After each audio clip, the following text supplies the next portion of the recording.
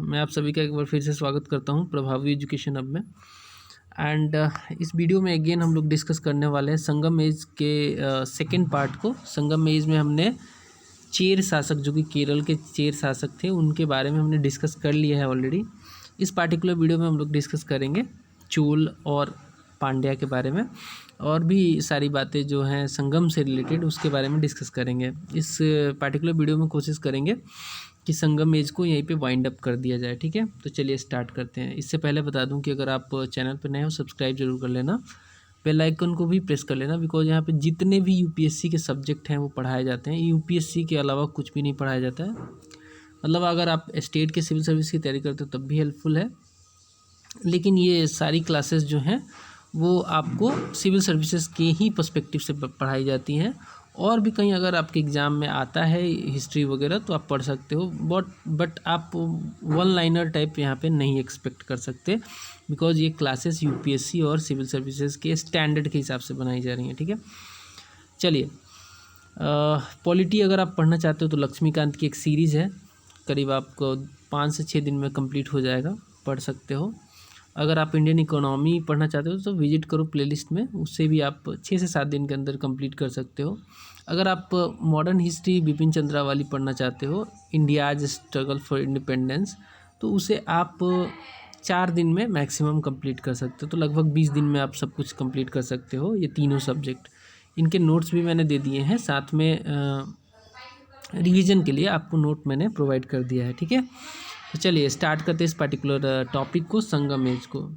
पहला यहाँ पे पॉइंट आपको दिख रहा है चोल। अब हम चोल के बारे में जानेंगे। तो चोल का सबसे पहले एरिया समझ लो। आज की डेट में जो मॉडर्न तिरची है ना, तिरची जो मॉडर्न तिरची है, इसके तिरची डिस्ट्रिक्ट के साउदर्न तिरची डिस्ट्रिक्ट से साउदर्न आंध्र प्रदेश तक का जो एरिया है वो चोलों का माना जाता है, चोल का माना जाता है।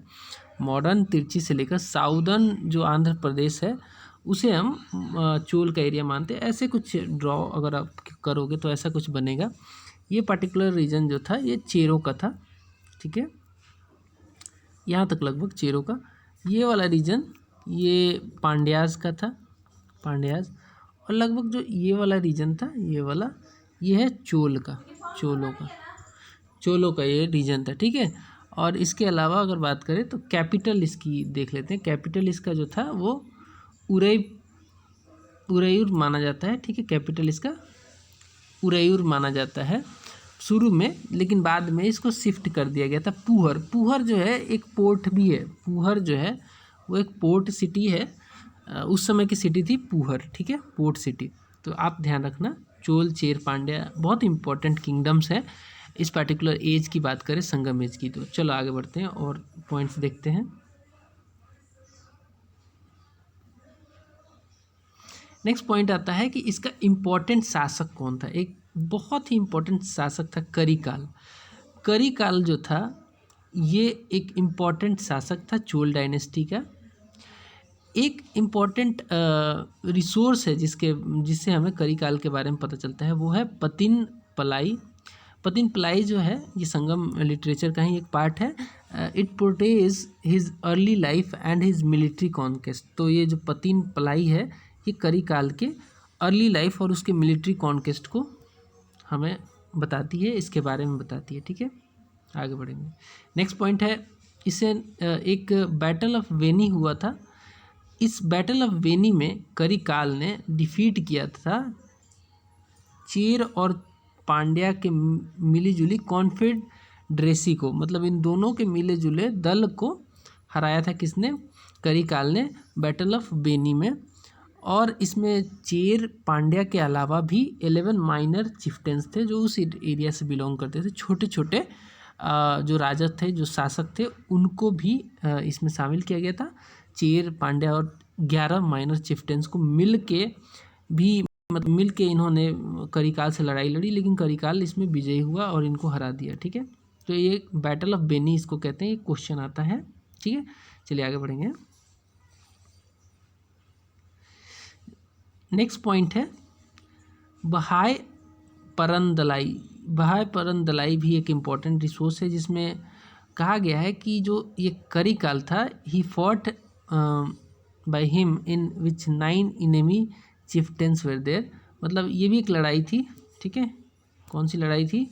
बहा प्राण दलाई, ये भी एक लड़ाई थी जिसमें करिकाल ने लड़ाई लड़ी थी और इसने 9 इनेमी चिफ्टेंस को हराया था। तो देखो याद करने का तरीका, इसको अगर याद करूं तो मैं सोचूंगा, मेरे दिमाग में क्या बिठाऊंगा, मैं बिठाऊंगा कि ये कॉन्फेडरेसी को भी हराता था, ठीक है। सबसे पहले तो बैटल ऑफ वेनी, जिसमें 6 पांड्या और 11 माइनर चिफ्टेंस थे। इसके अलावा भी इसने कुछ 9 इनेमी के चिफ्टेंस को मिल के जो लड़ाई हुई थी वहाँ प्राणदलाई में, वो लड़ाई भी ये जीत गया था करिकाल। तो करिकाल को मैं ऐसे ही याद रखूँगा कि ये कॉन्फेडरेसी वाले लोगों को ज़्यादा इंटरेस्ट लेके हराता था, ठीक है। आगे बढ़ते हैं।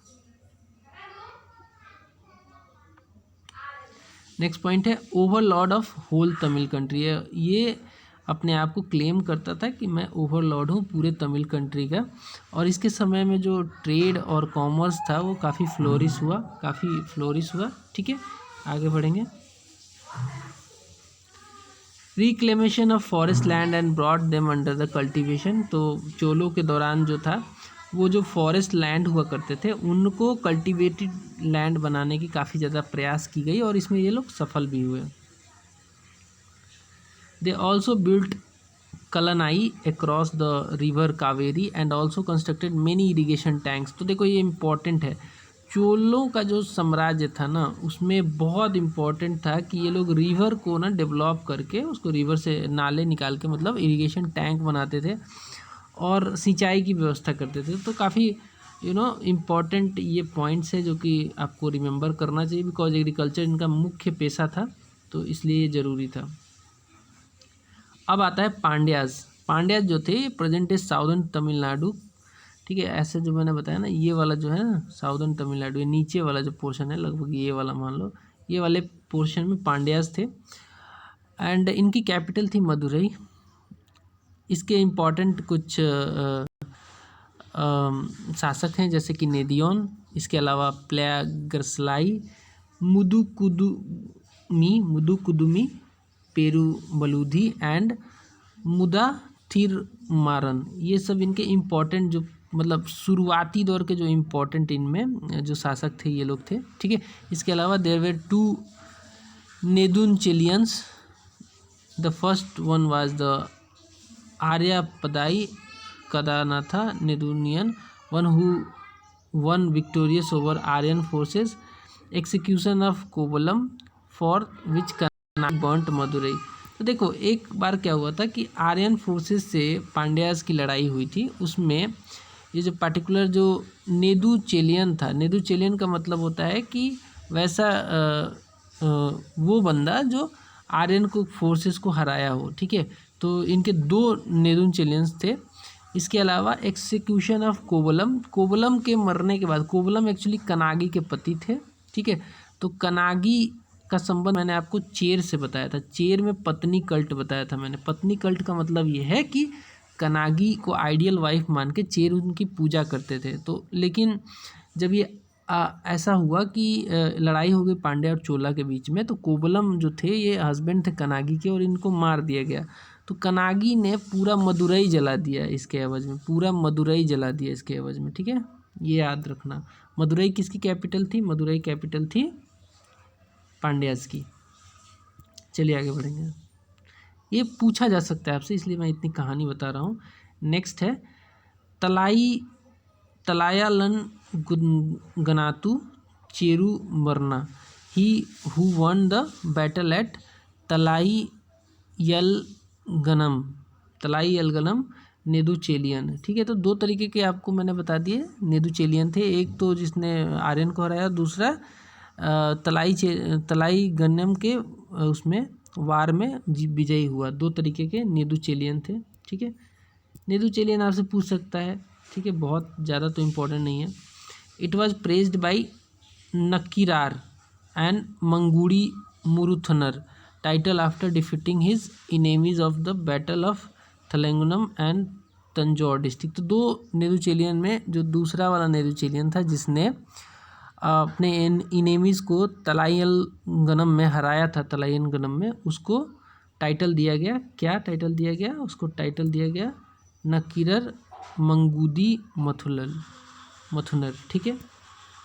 ये अजीब सा नाम है एक्चुअली, साउथ का सारा नाम है ना, तो मुझे पढ़ने में भी दिक्कत होती है इसको, लेकिन क्या करें, इसको तो देखना पड़ेगा एक बार चलिए कोई बात नहीं। लेकिन जो इम्पोर्टेंट पॉइंट्स है वो समझ लो, इनका एरिया समझ ही लिया आपने, चोला के बारे में आपने जान ही लिया कि कराईकाल, उसका जो करिकाला था वो बहुत इंपॉर्टेंट शासक था। ऐसे आपको करिकाला से क्वेश्चन आएगा, ठीक है। इसके अलावा नेक्स्ट देखते हैं, Maduraikanchi written by Mangudi Marudanar social economic condition के बारे में ये बताता है। कहने का मतलब है कि एक रचना है, एक जो रचित की गई थी मंगुदी मरुथनर के द्वारा। ये इसमें सोशल इकोनॉमिक कंडीशन जो है पांड्या की बताई जाती है, इसमें चर्चा हुआ है। चलिए आगे बढ़ेंगे, नेक्स्ट स्लाइड पे चलते हैं। लास्ट जो फेमस पांड्यन जो किंग था वो था उगीरा पेरुबलूधी। उगीरा पेरुबलूधी जो था वो लास्ट फेमस पांड्यन किंग था। इसके समय में कालाभराज ने पांड्यन जो एरिया था, जो रीजन था, उस पर आक्रमण कर दिया था। उस पर आक्रमण किसने कर दिया था? कालाभर्ष ने उसने उस समय पांड्याज का जो रीजन था आक्रमण कर दिया था। कौन था उस समय का राजा? वो था उगीरा पेरुबलूधी। नेक्स्ट है, माइनर कुछ चिफ्टेंस भी थे उस रीजन में, संगम रीजन की बात करें तो, जैसे कि छोटे छोटे नाम हैं, आपको याद रखने की बहुत ज़्यादा ज़रूरी नहीं है, लेकिन मैं बताता हूँ। पारी, कारी, ओरी, नल्ली, पेगन, अधियमन, ये कुछ इंपॉर्टेंट माइनर चिफ्टेंस थे। Philosophy and patronage of Tamil poets known as Kadai Ezhu वंगार सबॉर्डिनेट टू चेर चोल पांड्या। ठीक है, आगे बढ़ेंगे। ये पॉइंट आपको इतना ज़्यादा इम्पोर्टेंट नहीं है, लेकिन जस्ट समझ लो कि माइनर चिफ्टेंस उस समय हुआ करते थे। नेक्स्ट देखते हैं, संगम पॉलिटी की बात करें तो यहाँ पे जो सिस्टम था, जो मोनार्की सिस्टम था, वो भी हेरिडेटरी मोनार्की था। कहने का मतलब मोनार्क शासन करता था और उसका जो बेटा है वो मर जाए तो उसका बेटा उसको टेक ओवर कर लेता था। तो हेरिडेटरी मोनार्की सिस्टम हुआ करता था। और लेकिन मोनार्क जो थे वो एडवाइस लेते थे मिनिस्टर का, जब भी शासन करते थे ना तो मिनिस्टर का एडवाइस ज़रूर लेते थे। एक कोर्ट पोएट भी इनके साथ हुआ करता था। इसके अलावा इम्पीरियल कोर्ट जो था उसे कहते थे अवाई। तो ये सवाल आता है कि अवाई क्या था संगम पीरियड के दौरान, स्पेशली अगर पॉलिटी की बात करें तो अवाई संगम पीरियड के दौरान इम्पीरियल कोर्ट हुआ करता था। इम्पीरियल कोर्ट को क्या करते थे? अवाई याद रखना। नेक्स्ट पॉइंट है, चेर किंग जो थे वो टाइटल कुछ यूज करते थे। चेर राजा जो थे वो टाइटल यूज किया करते थे, जैसे कि उनमें फेमस टाइटल जो था वो वनावन था, उसे वनावनर वन था, कुट्टू वन था, इरुपुराई था और विलावर था। ठीक है, विलावर। इसके अलावा कुट्टू वन, वनावन, ये कुछ टाइटल्स थे जो चेर के जो किंग थे वो यूज किया करते थे उस समय। ठीक है, चलो अजीब से टाइटल हैं, लेकिन चलो आगे बढ़ते हैं। जो चोल किंग थे वो भी टाइटल यूज किया करते थे। चोल क्या यूज करते थे? सेन्नी, बलावन, किल्ली। और पांड्या किंग जो थे वो, इनका आता है सवाल पांड्या किंग का। कई बार मैंने देखा है, जो मैं फॉलो करता हूँ, क्वेश्चंस जब चेक करता हूँ तो उसमें देखता हूँ कि पांड्या किंग का जो टाइटल है वो आता है। तो ये इंपॉर्टेंट है, मैं बता रहा हूँ आपको। थेनावर और मिनावर जो टाइटल था वो पांड्या किंग लगाते थे। थेनावर और मिनावर कौन से किंग लगाते थे? पांड्या किंग। ये इंपॉर्टेंट है, इसलिए मैं आपको स्पेसिफिक जो होगा बहुत इंपॉर्टेंट वो मैं आपको बताता चलूँगा। ठीक है, चलिए आगे बढ़ते हैं। नेक्स्ट पॉइंट आता है रॉयल एम्बलम। इन तीनों जो किंगडम्स थे ना, उनके रॉयल एम्बलम्स भी हुआ करते थे। पांड्याज का रॉयल एम्बलम था कार्प था पांड्या का रॉयल एम्बलम। टाइगर बना हुआ था चोला के लिए टाइगर रॉयल एम्बलम था। और बो जो था, जो तीर जो था वो था चेरों का क्या था? बो। ठीक है, बो था चेरों का। आगे बढ़ेंगे। नेक्स्ट है, किंग्स की बात करें तो किंग्स को असिस्ट करने के लिए संगम पॉलिटी में किंग ऐसा नहीं था कि अकेला बंदा जो भी उसके मन में आया डिसीजन दे दिया और उसको सब फॉलो करने लगे। नहीं, ऐसा नहीं था। एक लार्ज बॉडी हुआ करती थी। लार्ज बॉडी में बहुत सारे लोग थे। 5 काउंसिल उसमें हुआ करते थे लार्ज बॉडी में, जिसमें मिनिस्टर्स, जिनको हम अमेचर कहते हैं, उस दौरान में अमेचर कहा जाता था। प्रीस्ट जो हुआ करते थे वो अंथानार थे।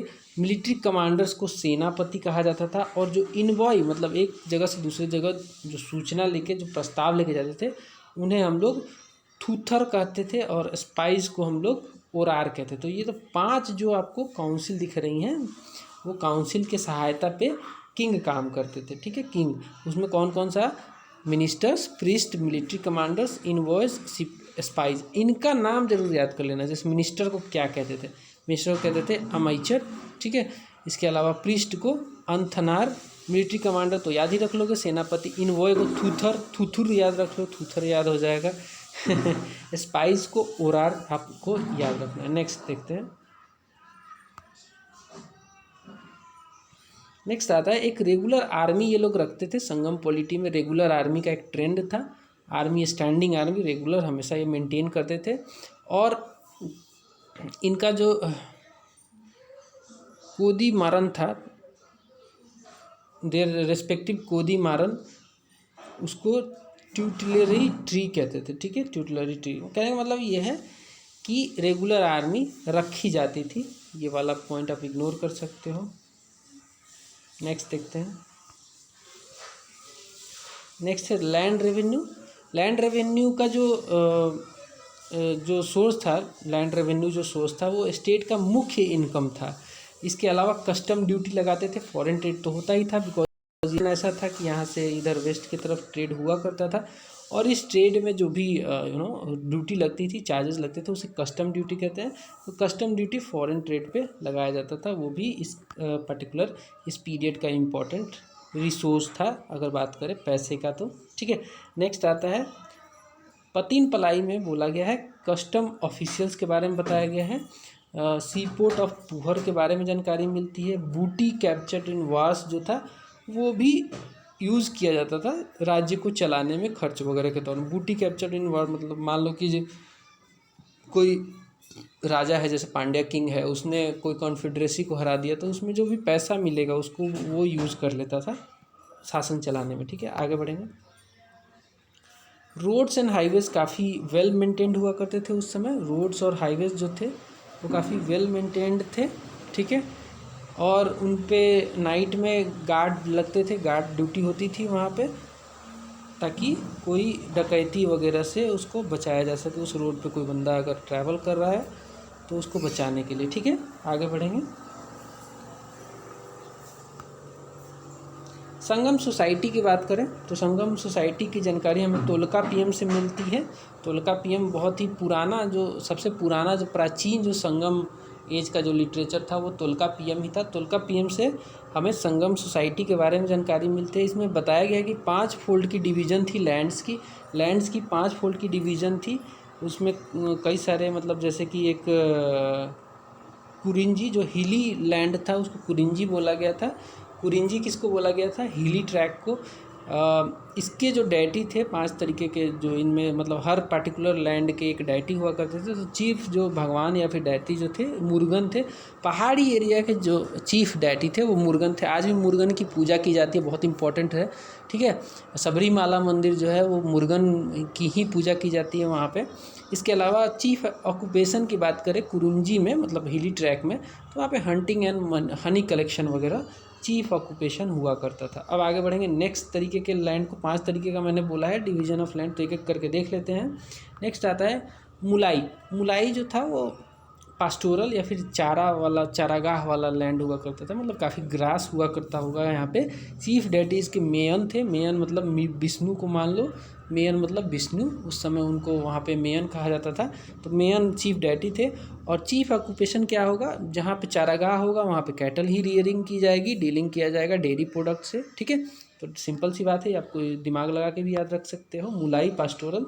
नेक्स्ट आता है मरुदम। मरुदम मतलब एग्रीकल्चरल लैंड था उस समय के हिसाब से। मरुदम मतलब एग्रीकल्चरल लैंड था। यहाँ पे जो चीफ डैटी थे इंद्र थे। क्यों? दिमाग लगा सकते हो, इंद्र ही तो वर्षा कराते हैं, और एग्रीकल्चर के लिए क्या चाहिए? वर्षा चाहिए, ठीक है। इसके अलावा चीफ ऑक्यूपेशन एग्रीकल्चर ही होगा, ठीक है। नेक्स्ट देखते हैं।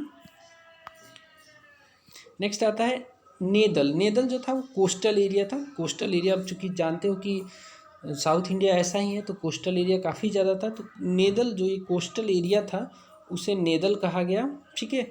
इसके चीफ डैटी वरुणम थे, बिकॉज वरुणम क्यों थे आप समझ सकते हो कि इस एरिया में हवाएं खूब चलती होंगी, सी ब्रीज आता होगा, तो वरुणम इनके चीफ डैटी थे। Chief occupation fishing, salt making etcetera, chief occupation था इनका।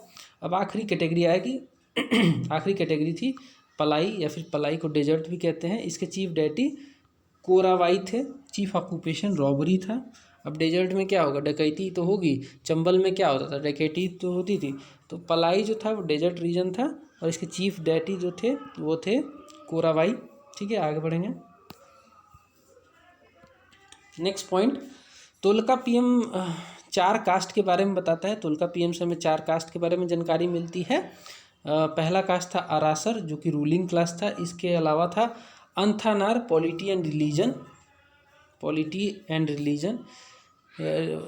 ठीक है, इसके अलावा वेनिगर, ट्रेड एंड कॉमर्स में पार्ट लेते थे। ये वैसे समझ लो, अरासर जो था वो रूलिंग क्लास था, राजा वाला। अंथानार वैसा था जो कि मतलब रिलीजियस गुरु वगैरह, पॉलिटी में पार्ट लेने वाले लोग, ऐसे लोग को अंथानार बोला गया। और बनीगर वैश्य टाइप के लोग होते होंगे जिनका काम होता था ट्रेड और कॉमर्स में पार्टिसिपेट करना। और सबसे लास्ट में आता था बेलारार। कई बार पूछा गया कि तो संगम पीरियड में बेलारार क्या थे, तो वो एग्रीकल्चरलिस्ट थे, ट्राइबल ग्रुप थे। इसके अलावा कई सारे ट्राइब्स ग्रुप हमें मिलता है जिक्र, परावतार, पनार, ऐनार, कदम्बर, मरवार, पुलियार, ये सब ट्राइब्स थे। ठीक है, तो वालालार क्या थे, एग्रीकल्चरिस्ट थे। आपको यही याद रखना है, सबसे इम्पोर्टेंट यही है। ये आता है, कई बार आया हुआ है। इसका मतलब ये नहीं कि बाकी 3 को भूल जाओगे, बाकी तीनों को भी याद रखना है आपको। ठीक है, आगे बढ़ेंगे।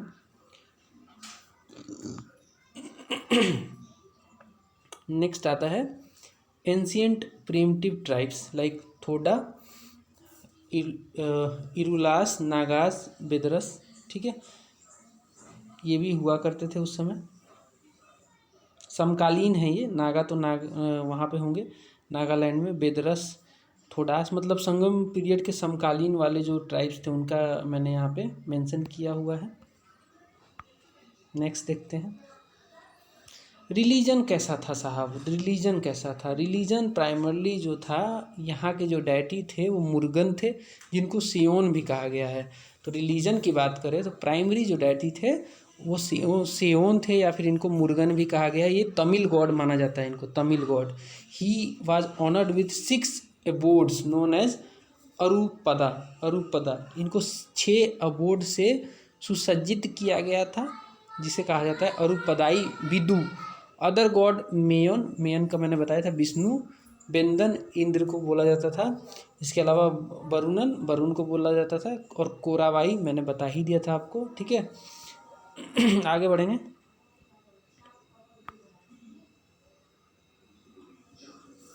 हीरो स्टोन, अब देखो यहाँ पे एक इम्पॉर्टेंट चीज़, जो भी बंदा बैटल में जाके लड़ाई लड़ता था और वहाँ पे मान लो मर जाए, तो उसके लिए एक स्टोन बनाया जाता था, और उस स्टोन की पूजा भी की जाती थी। उसको कहते हैं हीरो स्टोन या फिर नाड़ुकल। तो ये आपसे पूछा जा सकता है कि नाड़ुकल वर्शिप क्या था। तो आपको क्या समझ में आया कि जो मान लो कि कोई राजा है, वो लड़ाई लड़ने गया, उसकी सेना भी गए, और उसमें से कोई काफ़ी वीर था, वो वहीं पे उसकी शहादत हो गई लड़ते लड़ते, तो उसके लिए एक स्टोन गाड़ दिया जाता था वहाँ पे, जिसे नाडुकल कहते थे, और उसकी पूजा भी होती थी। तो ये थोड़ा सा एक यूनिक चीज़ है, आपसे हो सकता है पूछा जाए। नेक्स्ट है, पोजीशन ऑफ वुमेन कैसा था। संगम एज के दौरान वुमेन्स का पोजीशन अच्छा था, ठीक ठाक था, बहुत अच्छा था।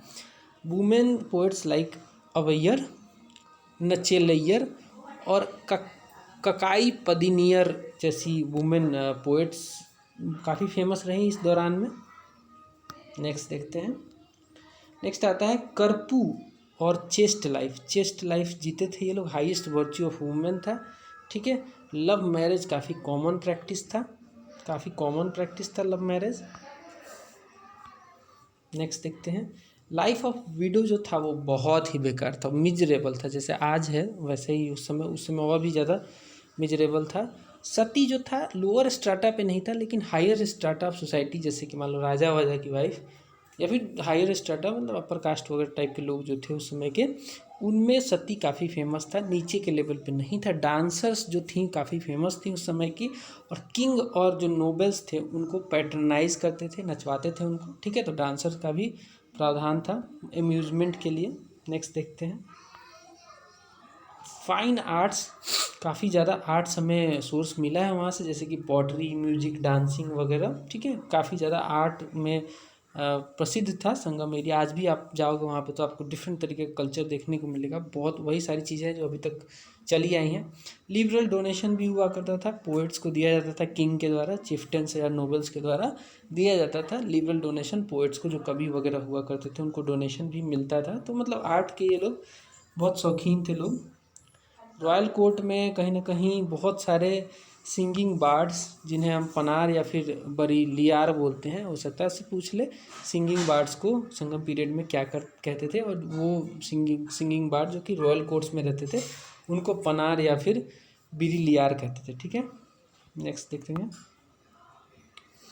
वेराइटी ऑफ यज्स, ड्रम्स वगैरह भी उससे मतलब वही ड्रम बजा बजा के मज़े लेते होंगे, संगम लिटरेचर में मेंशन है इसका। डांसिंग जो था उसे, उसमें डांसिंग में एक इम्पॉर्टेंट नाम आता है कनिगैयर का। Koothu was the most popular entertainment of the people. Koothu जो था वो सबसे मोस्ट इम्पॉर्टेंट इंटरटेनमेंट का पार्ट था लोगों का। कूथू, कूथू याद कर लेना, हालांकि बहुत मुश्किल है इसको याद करना। नेक्स्ट देखते हैं, economy of Sangam age. Sangam age की इकोनॉमी देख लो। एग्रीकल्चर मेन इनका ऑक्यूपेशन था, rice, ragi, sugarcane, cotton, pepper, ginger, turmeric, cinnamon, आज भी तो यही सारी चीज़ें उगाई जाती हैं वहाँ पे। एंड इसके अलावा फ्रूट में जैक फ्रूट वगैरह। इसके अलावा पीपर जो था वो बहुत फेमस था चेर कंट्री में। पैडी जो था वो चीफ क्रॉप था चोल और पांड्या का, ठीक है। आगे बढ़ेंगे, पैडी, क्योंकि वो रीजन ही ऐसा है ना, कावेरी वाला रीजन है, तो वहाँ पे पानी का फ्लो रहता है, तो पैडी काफ़ी अच्छे से वो लोग उगा लेते हैं। आगे बढ़ते हैं, नेक्स्ट देखते हैं, हैंडीक्राफ्ट्स जो था वो काफ़ी इम्पॉर्टेंट पेशा था उस समय के दौरान। मेटल वर्क भी हुआ करता था, कई सारे मेटल वर्क मिले भी हैं, ठीक है। हमें चोल के कई सारे मेटल वर्क मिले हैं। वो बेसिकली क्या करते थे, कास्टिंग सिस्टम हुआ करता था, पहले कास्ट कर लेते थे, उसमें फिर मेटल भर के उसको निकाल देते थे। इसके अलावा शिप बिल्डिंग काफ़ी इंपॉर्टेंट था, एक ऑक्यूपेशन के तौर पे शिप बिल्डिंग होता था, बिकॉज आपको मैंने बताया कि यहाँ के लोग जो है नेवल पावर वगैरह भी इनके पास था, राजा के पास, और ट्रेड होता था। तो शिप बिल्डिंग ऑब्वियस सी बात है एक इम्पॉर्टेंट ऑक्यूपेशन था। इसके अलावा making of ornaments using beads, stones, Ivory, हाथी के दांत को आइवरी कहते हैं। इंटरनल एंड एक्सटर्नल ट्रेड इनका भी होता था, ठीक है। आगे बढ़ते हैं,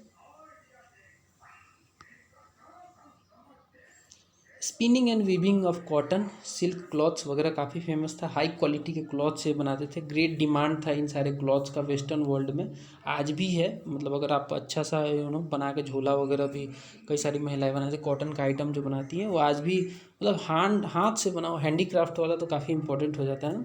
तो उसमें क्योंकि डिज़ाइन जो बनता है वो कभी भी मशीन से नहीं आ सकता है। इसके अलावा कॉटन क्लॉथ जो था वुवन किया जाता था। उरैयूर जो जगह था संगम पीरियड का, वहाँ पे कॉटन का जो वूव करना, कॉटन क्लॉथ वगैरह यहाँ पे होता था। नेक्स्ट पॉइंट देखते हैं, मर्चेंट्स जो थे वो कैरी करते थे गुड्स को अपने कार्ट्स वगैरह में एनिमल के साथ, क्योंकि उस समय तो गाड़ी होगा नहीं obviously. Back from place to place, internal trade के करते थे कार्ट और एनिमल में, बैल और बैलगाड़ी वाला जो सिस्टम है, बार्टर सिस्टम में ट्रेड हुआ करता था, बिकॉज इतने ज़्यादा मतलब कॉइन्स नहीं थे, तो बार्टर सिस्टम में ही ट्रेड हुआ करता था, ठीक है। आगे बढ़ेंगे, नेक्स्ट आता है external trade. External trade south India का माना जाता है कि ग्रीक किंगडम्स जैसे कि रोमन एम्पायर के साथ काफ़ी ज़्यादा ट्रेड हुआ है। इसके अलावा रोमन ट्रेड काफ़ी इंपॉर्टेंट है। पोर्ट सिटी पूहर काफ़ी इंपॉर्टेंट पोर्ट सिटी है भाई साहब, कई बार पूछा गया है। अदर पोर्ट्स जो थे वो टोंडी, मसूरी, करकाई, अरिकमेड़ू और मराक्कनम, ये सारे भी इंपॉर्टेंट पोर्ट्स हुआ करते थे उस समय। टोंडी और मसूरी का भी मैंने कई बार देखा है, ऐसा पूछता है कि टोंडी और मसूरी कहाँ के इम्पोर्टेंट किस डायनेस्टी के थे, तो चेर डायनेस्टी के थे। नेक्स्ट आता है plenty of gods gold and silver coins हमें मिला है, जो कि बताता है कि रोमन एम्पायर का जो ट्रेड है वो हुआ करता था हमारे। ये सारे जो गोल्ड और सिल्वर के कॉइन्स मिले हैं उसमें रोमन एम्पायर का उसका नाम है अगस्तुस और नीरो और तिब्रियस का इशू किया गया कॉइन्स हमें मिला है साउथ इंडिया में। इसका मतलब कि रोमन एम्पायर के साथ काफ़ी ज़्यादा ट्रेड था, इसका साक्ष्य हमें मिला है। ठीक है, आगे बढ़ेंगे। नेक्स्ट है मेन एक्सपोर्ट जो था, यहाँ से जो भेजते थे हम लोग। इंपोर्ट तो बहुत सारी चीज़ें करते थे, एक्सपोर्ट में कॉटन, फैब्रिक, स्पाइसेस लाइक पीपर, जिंजर, कार्डामन, सिनामन, टर्मरिक, आइवरी वगैरह, पर्ल्स, प्रीशियस स्टोन्स वगैरह हम यहाँ से एक्सपोर्ट करते थे, मतलब हम अपनी कंट्री से दूसरी कंट्री में भेजते थे रोमन एम्पायर वगैरह में।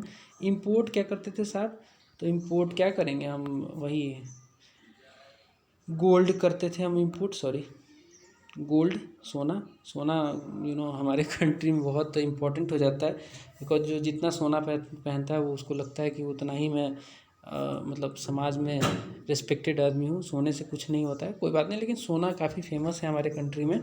सोना, हॉर्स, स्वीट वाइन, ये चीफ इंपोर्ट्स थे। एक्सपोर्ट में हमने बहुत सारी चीज़ें भेजी हैं, इंपोर्ट में चीफ जो इंपोर्ट हैं वो हॉर्सेस, स्वीट वाइन, गोल्ड वगैरह, ठीक है, उस समय हुआ करती थी।